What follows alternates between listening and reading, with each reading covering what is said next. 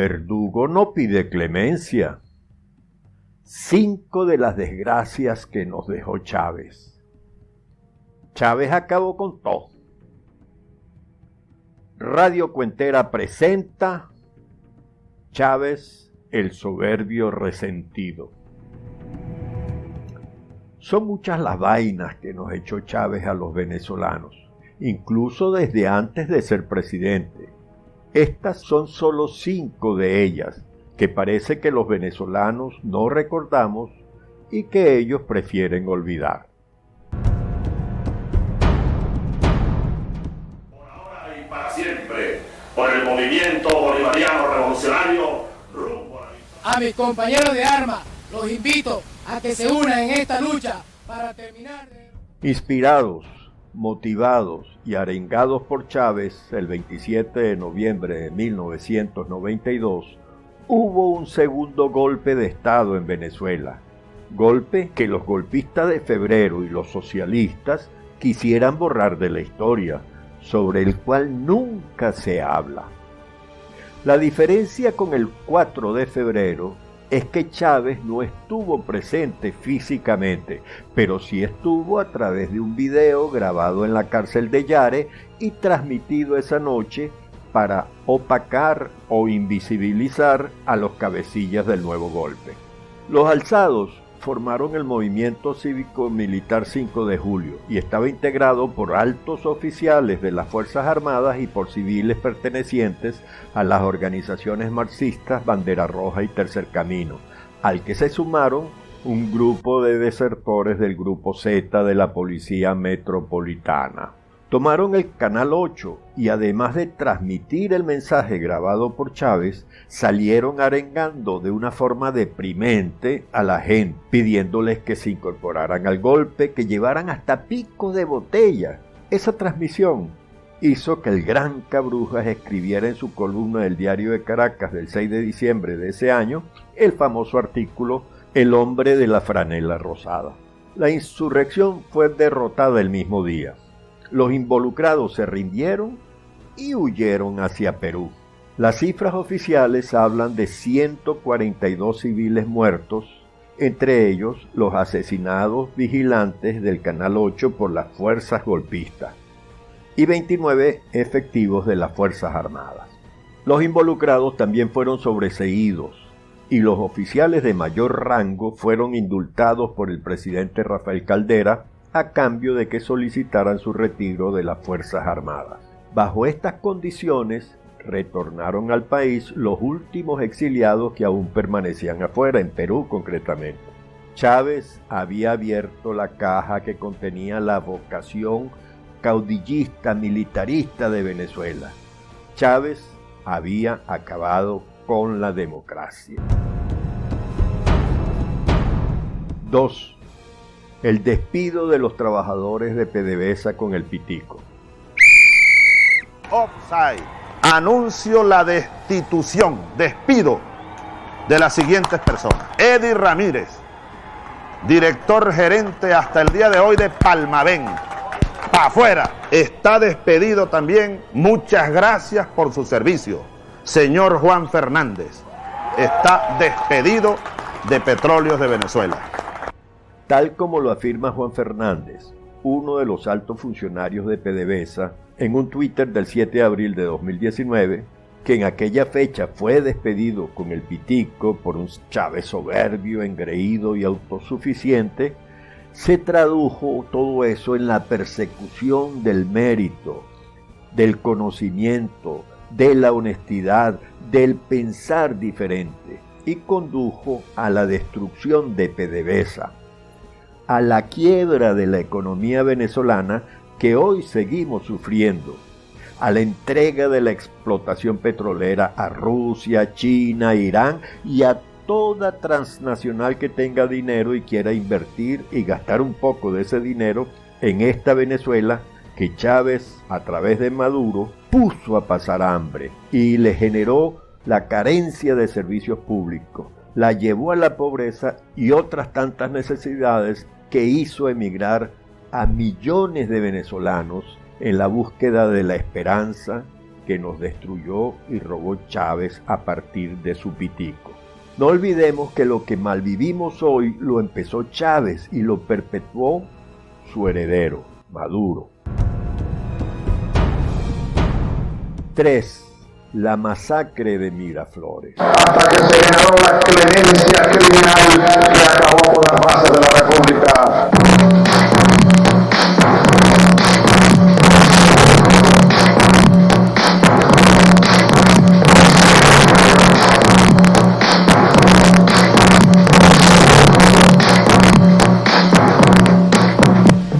Ese es un peligro que tenemos nosotros aquí hoy, la impunidad. El 11 de abril de 2002, después de que Chávez con su pitico despidiera la gerencia de PDVSA, fue convocada una marcha de protesta. Frente a la sede de PDVSA en Chuao, mientras hablaban los líderes de la oposición de entonces, la gente empezó a pedir que marcharan hacia Miraflores, y para allá se fueron. Los oficialistas empezaron a convocar por Venezolana de Televisión a los círculos bolivarianos y a sus grupos de choque para que se dirigieran a Miraflores. En algunos ministerios les repartieron armas y así, armados, esperaron a que llegara la marcha. A las 2 de la tarde, un grupo de manifestantes opositores empiezan a subir por la avenida Baral. A las 2:30 se produce el primer herido. Es un discípulo que va camuflado en la marcha opositora. El disparo vino de la parte oficialista que esperaba en la Baral. A las 2:39 muere Jesús Arellano, que estaba en la esquina de Pedrera de la avenida Baral. Grupos chavistas están en la parte oeste, un poco más arriba de la Pedrera. Un hombre dispara desde detrás de un árbol en dirección hacia la zona donde está Arellano, justo en el momento en que éste recibe el disparo. A las 3:45, Chávez entra en cadena de televisión y dice que todo está normal. A las 3:50 es herido mortalmente Jorge Tortosa.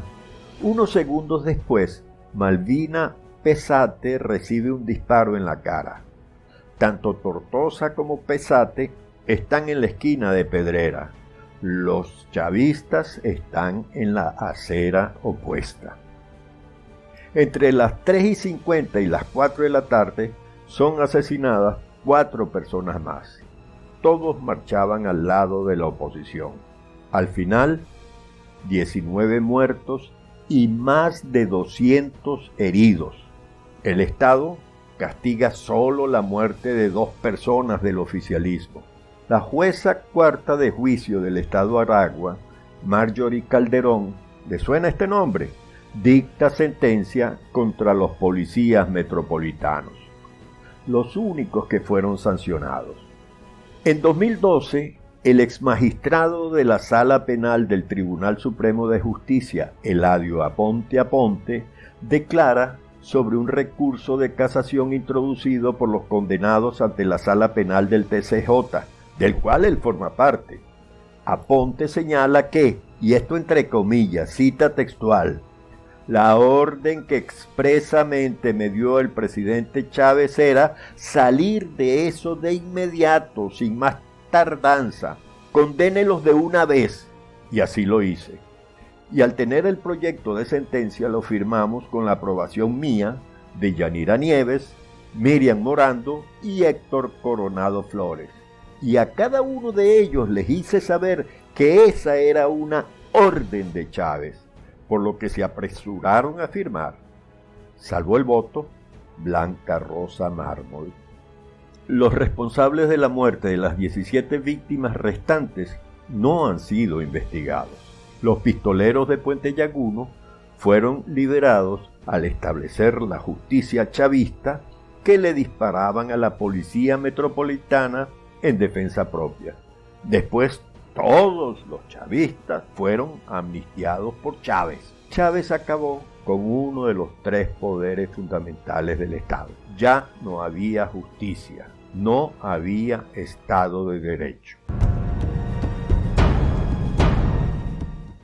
Cuarto, la enmienda constitucional que le permitió reelegirse más de una vez. Estamos en enero del 2008, Ezcarrá. 2 años.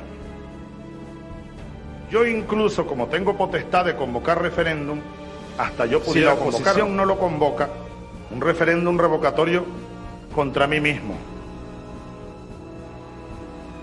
Pero 2 preguntas haría yo. ¿Está usted de acuerdo en que Hugo Chávez siga siendo presidente de Venezuela? ¿Sí o no? Segunda pregunta, con carácter vinculante. ¿Está usted de acuerdo en hacer una pequeña enmienda en la Constitución bolivariana para permitir la reelección indefinida? Por ejemplo. A mediados de agosto de 2006, año en el que Chávez consumiría la única posibilidad constitucional que había entonces en la Constitución del 99 de ser reelecto. Entonces mencionó la necesidad de enmendar la Constitución para aumentar el periodo presidencial y establecer en realidad, su reelección ilimitada del presidente. En 2007, asesorado y jaleado por Fidel Castro, cuando no es Pascua en diciembre, la propuesta donde se incluía modificar el artículo 230 para ampliar de 6 a 7 años el periodo presidencial y permitir su reelección indefinida, fue derrotada en diciembre de ese año en un referéndum constitucional. Triunfo de la oposición, de los estudiantes, al que calificó victoria de mierda. El 1 de diciembre de 2008, una semana después de las elecciones regionales, Chávez propuso un referéndum con el objetivo, con el objetivo de permitir ya no solo su reelección las veces que le diera la gana a él, sino también la de todos los cargos de elección popular que estaban limitados por la Constitución del 99. Eso le abrió las agallas a unos cuantos, gobernadores y diputados, alcaldes, entre otros. El 15 de febrero de 2009 se hace el referéndum para aprobar o no esa enmienda, y fue aprobada con el 54,4% de los votos. Chávez lo celebra con un discurso en el que, entre otras cosas, dice: a menos que Dios o el pueblo dispongan otra cosa, este soldado es ya precandidato a la presidencia de la República en el periodo 2013-2019. Preparen a sus currutacos. Dios dispuso que fuera reelecto para nada. Murió sin poder tomar posesión de un tercer periodo, aunque nos dejó una desgracia mayor. Quinto, decide que Maduro sea su sucesor.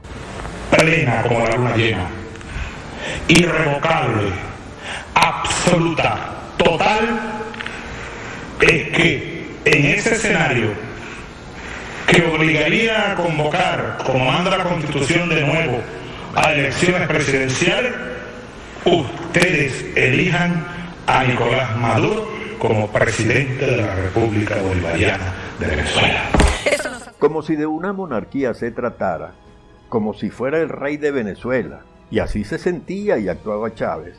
El 8 de diciembre de 2012, otra vez empujado por Fidel Castro, regresa de improviso a Venezuela y aparece en la televisión para anunciar que va a ser operado nuevamente y que existe la posibilidad de que no sobreviva a esa operación y que si, entre comillas, algo pasa, se convoque a elecciones y, pasándole por encima la Constitución que tanto mostraba, Maduro sea el candidato del PSUV y que voten por él.